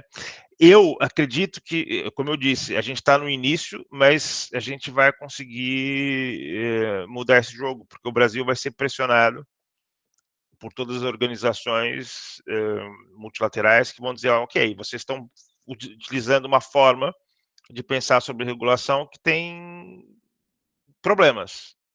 E o que vocês nos dão como resposta? Não tem algum experimento realizado pelo seu governo? O que vocês fizeram? Me mostra um RCT que você fez. Então, esse constrangimento vai começar a acontecer daqui a uns anos. E eu sei que eu não te respondi totalmente, Carolina, mas pode me procurar e eu te ajudo no caso concreto, tá? Que é abstrato, a única coisa que eu fiz foi te dar os pressupostos e as condições, tá? Mas no caso concreto a gente pode pensar, obviamente, de maneira específica, como criar um experimento. Acho que o Fábio... Não, foi ótimo. Obrigada. Claro, acho que o Fábio também tem uma pergunta, né? Sim, professor, eu fiz a pergunta. Sim. Você quer falar, Fábio? Bom, desculpa. Eu estou só esclarecer um pouco a pergunta, porque eu sou procurador de Estado e, na verdade, até pela minha experiência, nós vemos que as administrações públicas estaduais e a federal também têm utilizado muito daquele programas de refis, né? De tempos em tempos é adotado o modelo de refis. E até porque foi o seguinte, normalmente o elemento de coerção para o pagamento, para incremento da arrecadação, seria imposição de multas. E no refis, o que o governo faz? Ele abre mão da multa e dos juros. Só que isso cria, a meu ver, em termos comportamentais, um problema em relação ao contribuinte, porque alguns se valem disso como uma forma até de financiamento, ou seja, ao invés de eu pagar o tributo na ocasião devida, eu aguardo o programa de financiamento e, com isso, na verdade, aquele valor que não foi pago, ele vai ser pago em condições mais favoráveis, né, do que o meu concorrente, inclusive. Tá certo? Aí a minha pergunta era se haveria como adotar outras medidas para incentivar a arrecadação tributária que fugissem desse modelo, que, ao meu ver, não é um modelo adequado, ideal, até em termos comportamentais, como eu falei, para o contribuinte, para a própria administração tributária, gera problemas, né, até de concorrência e até de abuso de direito em alguns casos. Então, minha dúvida era essa, se existiriam outros modelos de incentivos comportamentais que a administração tributária poderia adotar. Obrigado. Imagina, obrigado, Fábio. Também é uma ótima pergunta. Deixa eu só te perguntar, refis, você está falando, um refinanciamento de dívidas, é isso? Isso, a gente costuma chamar de refis, desculpa, porque... Não tem mal, não tem mal. É que é tão comum para a gente que a gente acaba imaginando que todo mundo está acostumado. Eu conheço o conceito, mas você está falando normalmente de empresas, não é? Não de pessoas. O refis, ele, embora seja pensado normalmente para as empresas, porque normalmente ele atua, por exemplo, no caso estadual, sobre ICMS, ele já vem sendo adotado também para pessoas, por exemplo, em relação ao IPVA. Ok. Né? Então, ele pode ser adotado tanto para pessoas como para empresas. Eu acho que até por isso a sua pergunta, porque é toda a questão que o senhor falou agora, né? Que o modelo funciona mais dificilmente em relação às empresas. Mas, assim, em relação ao contribuinte, também existe refis, mas o meu problema não é o refis em si, era justamente pensar outros modelos possíveis para incentivar o contribuinte, de uma maneira geral, a ser adimplente e não contar com esse tipo de solução. É uma solução muito... Perfeito, Fábio. Vamos lá. Uma coisa. Primeiro, em relação às empresas, é muito mais difícil do que em relação às pessoas. Tá? Em relação às pessoas, eu vou te dar alguns exemplos. Em relação às empresas, é muito mais difícil, exatamente pelo que você acabou de dizer, com o que você disse, que as empresas pensam nisso como uma forma de financiamento. Eu não pago o imposto agora, eu sei que mais para frente vão me cobrar metade desse valor e muitas vezes sem juros, etc., sem multa, e é uma forma de financiamento relativamente barata. Pode dar alguma dor de cabeça, mas é relativamente barata, porque há uma história desse tipo de política. o problema é exatamente esse. Eu sei que é uma coisa bastante clichê, mas isso obviamente gera expectativas por parte das empresas racionais de que esses programas vão ser criados e que elas vão ser abrangidas e que não vão ser prejudicadas. No caso do ICMS, eu penso que isso pode ser. Desculpa a minha ignorância, tá? Mas, por exemplo, no caso do fundo de garantia, etc., eu imagino que sejam coisas muito mais pesadas, né? São duas coisas diferentes. Quando uma empresa, por exemplo, não recolhe o fundo de garantia, é uma coisa muito mais grave do que quando ela não paga ICMS. Então, nós estamos falando, por exemplo, desse tipo de dívida que tem alguma segurança para a empresa, ela não vai ser imediatamente ou não vai ter grandes problemas para operar, né? Sim, é verdade. Pronto. Então, esse tipo de coisa é um erro do poder público, muito provavelmente produzido por um desespero em algum momento para colocar essas empresas numa linha, digamos, de adimplência, né? E eventualmente para conseguir algum recurso, né? Não sei qual é a razão, acho que depende do caso, mesmo que seja com esses descontos enormes. Para vocês terem uma ideia, aqui em Portugal, em relação às pessoas e às empresas, todas as empresas entram na justiça independentemente do valor da causa. Tá? Então, eu vou dar um exemplo para vocês. Aqui existe uma coisa que é mandado de injunção. Eu não sei se existe no Brasil ou não, que é assim: o credor vai no tribunal e diz assim: olha, esse sujeito me deve X, tá? E então eu vou cobrar aqui, porque já passaram todos os prazos, já mandei as cartas que tinha que mandar, tá tudo aqui, etc. O tribunal, sem avaliar o caso, assume aquilo e diz o seguinte: olha, eu vou mandar uma carta para o devedor e manda uma carta para o devedor dizendo: olha, acabou de chegar aqui um pedido, desculpa, uma cobrança e que diz que você deve X, você tem 30 dias para pagar. Se você não, se for indevido, você pode vir aqui e resolve a questão. Aí a pessoa vai ou não, ou paga a dívida, né? O que acontece logo depois é que o processo é muito rápido. Então, a taxa, não sei, acho que custa 200, 250 euros esse procedimento, e muitas vezes, se a dívida é de 250, a empresa vai até o fim, exatamente por uma política coletiva de não dar possibilidade das pessoas pensarem que é vantajoso dever não pagar e depois fazer acordos. Eu já ouvi falar de casos que pessoas que são devedores profissionais, eu não estou falando das pessoas, 95% das pessoas que estão endividadas e que realmente não têm condições de pagar, mas já me contaram de vários casos de devedores racionais e profissionais, que são pessoas que ficam devendo muito dinheiro e que sabem que depois de alguns anos, como não há capacidade dos bancos de entrar na justiça contra todas essas pessoas e valores relativamente baixos para eles, essas pessoas recebem uma proposta para pagar um terço, um décimo, um quinto, metade do valor mais para frente. Nós trabalhamos num projeto experimental com um banco para humanizar a cobrança, porque ainda a cobrança é bastante violenta, e existem formas de cobrar as pessoas, e aqui só para acabar a tua resposta, existem formas de cobrar as pessoas que são muito mais interessantes e muito mais éticas, e que têm uma eficácia maior. Então, o banco, obviamente também não posso dizer qual é, disse: olha, nós não entramos na justiça com dívidas inferiores a 100 mil reais.